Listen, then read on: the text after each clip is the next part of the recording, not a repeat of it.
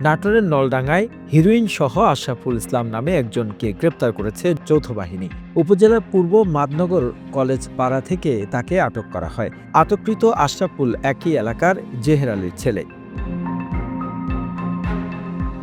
নলডাঙ্গা থানার ওসি মোস্তাফিজুর রহমান জানান, সুনির্দিষ্ট গোয়েন্দা তথ্যের ভিত্তিতে আশরাফুলের বাড়িতে অভিযান চালায় যৌথ বাহিনীর সদস্যরা। এ সময় তার বাড়িতে তল্লাশি করে কাগজে মোড়ানো ৪৪ পুরিয়া অর্থাৎ ০.৮৮ গ্রাম হিরোইন উদ্ধার করে জব্দ করা হয়। পরে মাদক রাখার অভিযোগে আশরাফুলকে আটক করা হয়। তার বিরুদ্ধে মাদকদ্রব্য নিয়ন্ত্রণ আইনে মামলা দায়ের করেন পুলিশ। পরে আদালতের মাধ্যমে তাকে কারাগারে পাঠানো হয়। The news Bangladesh desk report.